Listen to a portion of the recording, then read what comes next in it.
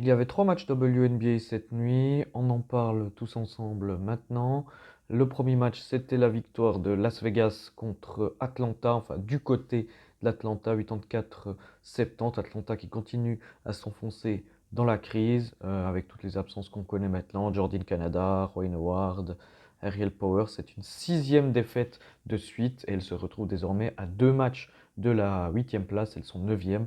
Elles se sont inclinées face à une équipe de Las Vegas qui a fait le job sans non plus proposer un énorme basket. Je dois bien l'admettre, j'aime beaucoup faire la pub de la WNBA. Si je devais vous conseiller un match, ce serait probablement pas celui-là.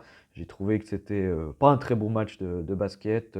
Voilà, Las Vegas a fait ce qu'elles ont eu à faire. Voilà, avec une A'ja Wilson monstrueuse à nouveau, 33 points, 18 rebonds, 3 interceptions. 5 contre, de nouveau 3 paniers à 3 points, elle est à droite en plus à 3 points de loin en ce moment, donc elle est juste inarrêtable. Jackie Young qui a fait son match aussi, à 19 points, 4 rebonds, 6 passes, mais c'était pas un super match de basket. Las Vegas n'a pas eu vraiment à forcer son talent face à une équipe d'Atlanta qui va pas bien, qui a beaucoup de joueuses absentes comme je le disais, 2 sur 19 à 3 points pour elles sur ce match-là. Elles ont eu beau prendre 11 rebonds de plus que les Aces et n'ont pas réussi à s'imposer. Maya Caldwell à 6 sur 17, Tina Charles à 5 sur 17, Alicia Gray à 4 sur 15. Le bon match néanmoins de Cheyenne Parker-Tyus en sortie de banc à 17 points, 7 rebonds à 7 sur 9. Destiny Anderson aussi qui a amené des bonnes minutes, mais globalement c'était trop peu pour inquiéter cette équipe de Las Vegas. Une équipe de Las Vegas qui est 4e à seulement un demi-match de Minnesota 3e. 3 victoires de suite, 9 victoires sur les 10 derniers matchs pour les Aces. Les troupes de Becky Hammon qui sont vraiment sur une bonne dynamique et qui ont remporté ce match en maîtrise globalement. Pas grand-chose à dire, malgré le fait que Atlanta a marqué 26 points de plus dans la raquette. C'est assez fou, mais l'adresse à 3 points notamment fait la différence. Elles en ont mis 10 de plus, avec notamment 4 pour Jackie Young, 3 pour A'ja Wilson, mais également 2 pour Kelsey Plum et Kate Martin. Le deuxième match de cette nuit, c'était Indiana qui accueillait Phoenix, une équipe de Phoenix du Mercury diminuée par les absences de Diana Taurasi. Troisième match de suite où elle était absente. L'absence également de Sue Sutton, un peu moindre. Mais surtout, je pense l'absence la plus importante, c'était celle de Natasha Cloud, la meneuse, qui est vraiment la leader de cette équipe-là. Et surtout défensivement.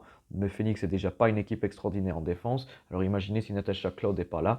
Ben voilà, Indiana en a clairement profité en battant au final 95-86, mais c'était un match qui aurait pu mal se finir pour elles parce qu'elles ont eu jusqu'à 31 points d'avance à un moment.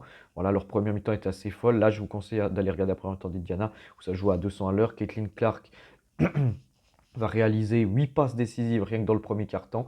Elle finit au total à 20 points, 6 rebonds, 13 passes. Je crois que c'est son deuxième ou troisième match de suite à 13 passes, à une longueur seulement du record à une longueur de battre le record de franchise d'Indiana. Aussi 2 comptes pour elle, à 8 sur 16, plutôt propre, un peu plus à la peine à 3 points. Globalement, Indiana a été très maladroit à 3 points, 6 sur 31. Voilà, mais elles ont réussi à prendre jusqu'à 30 points d'avance et se sont fait peur parce que Phoenix est revenu par 6 points par l'intermédiaire de 2 joueuses. Parce que, en plus des absences que je viens de vous énumérer avec Cloud, Sutton et Torazi, Brittney Griner s'est blessée assez tôt dans le match, n'a pu jouer que 10 minutes. C'est le duo Kalea Copper-Sophie Cunningham, 57 points L2, qui ont réussi à renverser un petit peu la situation. 8 paniers à 3 points pour elle aussi. 36 points au final pour Copper, 21 pour Cunningham qui ont fait peur à cette équipe d'Indiana, mais Indiana qui a fait un gros match d'attaque voilà, en jouant assez vite, en trouvant du rythme. On a un gros double-double d'Alia Boston, 21 points, 13 rebonds, mais aussi 5 passes, 3 interceptions de compte, match complet. Le double-double aussi d'Alyssa Smith, 14 points d'Irmont. Et la meilleure marqueuse, c'était Kelsey Mitchell à 28 points, à 11 sur 19 au tir. Donc voilà, Indiana qui s'était imposé face à New York il y a 2 matchs, qui s'était incliné face à Washington de manière un petit peu décevante, on va dire. Là, il y a eu belle réaction, profitant encore une fois des absences du côté de Phoenix, mais c'est une belle victoire, ça le permet, ce succès-là, de remonter à la 7e place du classement, avec 2 matchs d'avance sur Atlanta. On sait qu'elles ont 2 matchs de plus que Chicago, donc il faudra voir, mais normalement, si je ne dis pas de bêtises, elles ont le tie-breaker en cas d'égalité en fin de saison par rapport à Chicago, donc à voir ce que ça va donner. Mais voilà, elles sont bien, l'équipe d'Indiana, Caitlin Clark qui continue quand même à faire de très belles choses. Et le dernier match de cette nuit, c'était la grosse affiche de la nuit. Ben, on va pas, à part le premier quart-temps, ça a été vite réglé. Seattle s'est imposé à domicile 91-63 face à une équipe de Minnesota qui était pas dans un bon soir. 7 sur 30 à 3 points notamment, on sait que c'est l'équipe la plus à droite sur ce début de saison avec plus de 39% de réussite. Ça a dû baisser un petit peu avec ce non-match sur l'adresse, même global. Elle shoot à peine plus de 30% au global. On a Kayla McBride, 27 points à 7 sur 13, 6 sur 12 à 3 points, 7 sur lancer franc, qui fait un très gros match, mais derrière, personne n'a plus de 7 points. Pas grand-chose à retenir de ce match-là. Seattle a été voilà, mis un petit peu de temps à rentrer dans le match, mais avec l'impact de Nneka Ogwumike à l'intérieur, 26 points, 7 rebonds à 10 sur 14 au tir. Également le joli double-double de Skylar Diggins-Smith, 10 points, 12 passes, son premier de la saison, son premier depuis près de 2 ans. Le dernier double-double qu'elle avait fait, c'était le 31 juillet 2022. Seattle qui va chercher une victoire, mine de rien, importante pour rester dans le coup. Elles sont 5e, mais elles ne sont qu'à un match de Minnesota. Minnesota, voilà, qui a un petit peu plus en difficulté sur ces derniers matchs. Évidemment, c'était le 3e match d'absence de Napheesa Collier. Bilan 2 défaites et 1 victoire. Sur les 10 derniers matchs, c'est 6 victoires pour 4 défaites. C'est plus difficile, il fallait s'y attendre.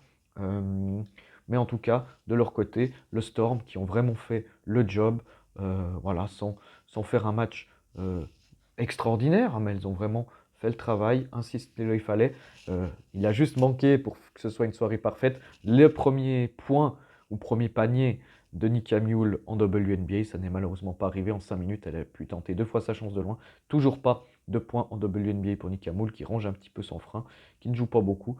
Mais en tout cas, Seattle qui encore une fois fait le travail et qui continue aussi sa bonne saison un petit peu dans la lignée de ce qu'on attendait d'elle pour cet opus 2024. Voilà, c'était le résumé de la nuit en quelques minutes comme d'habitude. On se retrouve ces prochains jours pour d'autres résumés en vidéo. Bye bye.